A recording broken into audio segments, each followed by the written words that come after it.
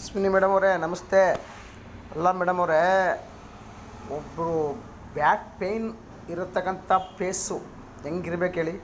ಒಂದು ನೋವಿರ್ತಕ್ಕಂಥ ಮುಖ ತುಂಬ ಸುಂಡೋಗಿ ತನ್ನ ನೋವನ್ನು ಅನುಭವಿಸ್ತಾ ಇರುತ್ತೆ. ಅಂಥದ್ರಲ್ಲಿ ನೀವು ದಿಢೀರ್ ಅಂತ ಎದ್ದು ಒಡೆಯವ್ರ ಥರನೇ ಹೋಗಿ ಫೈಟ್ ಮಾಡ್ತಿರಲ್ಲ, ನಿಜವಾಗ್ಲೂ ನಿಮಗೆ ಬೆನ್ನೋವಿತ್ತಾ? ಯೋಚನೆ ಮಾಡಿ. ಆ ಟೈಮ್ನಲ್ಲಿ ಬೇರೆಯವರು ಯಾರೇ ಬೈದ್ರೂ ಏನೇ ಅಂದ್ರೂ ನೀವು ನಿಮ್ಮ ನೋವನ್ನು ತಿಂತಾ ಇರ್ತಾರೆ ಹೊರತು ಎದುರು ಮಾತು ಆಡೋಕ್ಕೆ ನಿಮ್ಮ ಹತ್ರ ಆಗೋಲ್ಲ. ಅಂಥದ್ರಲ್ಲಿ ನೀವು ಎದ್ದು ಬಂದು ಫೈಟ್ ಮಾಡಿ ಇದು ಮಾಡ್ತಾರೆ ಅಂತಾರಲ್ಲ, ಇದು ಡೋಂಗಿ ಅಲ್ಲ ಮೇಡಮ್. ನಮ್ಮ ಸಮಾಜದಲ್ಲಿ ಹೆಣ್ಣಿಗೆ ಎಷ್ಟು ಮರ್ಯಾದೆ ಇದೆಯೋ ಗಂಡಿಗೂ ಅಷ್ಟೇ ಮರ್ಯಾದೆ ಇದೆ. ಸಮಾನತೆ ಅನ್ನೋದನ್ನು ಕೊಟ್ಟಿದೆ.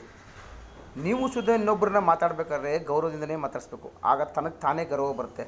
ಅದು ಬಿಟ್ಬಿಟ್ಟು ನಂಗೆ ಗೌರವ ಕೊಡಿ, ನಂಗೆ ಗೌರವ ಕೊಡಿ, ಅದು ಕೊಡಿ, ಇದು ಕೊಡಿ, ಅದಲ್ಲ. ಗೌರವ ಅನ್ನೋದು ತಾನಾಗಿ ತಾನೇ ಬರೋದು ಮೇಡಮ್. ಈಗ ನಾವು ನಿಮ್ಮನ್ನು ಏಕವಚನದಲ್ಲಿ ಮಾತಾಡ್ಬೋದು, ಆದರೂ ಮೇಡಮ್ ಅಂತ ಕರಿತಿದ್ದೀವಿ. ಯಾಕೆ ಹೇಳಿ? ನಾವು ಕರ್ನಾಟಕದವರು, ಹೆಣ್ಣಿಗೆ ಮರ್ಯಾದೆ ಕೊಡೋರು. ಅದನ್ನು ನೀವು ತಿಳ್ಕೊಳ್ಳಿ. ದಯವಿಟ್ಟು ನೀವೇ ವಾಪಸ್ ಬಂದುಬಿಟ್ರೆ ಇನ್ನೂ ಚೆನ್ನಾಗಿರುತ್ತೆ ಮೇಡಮ್. Thank you.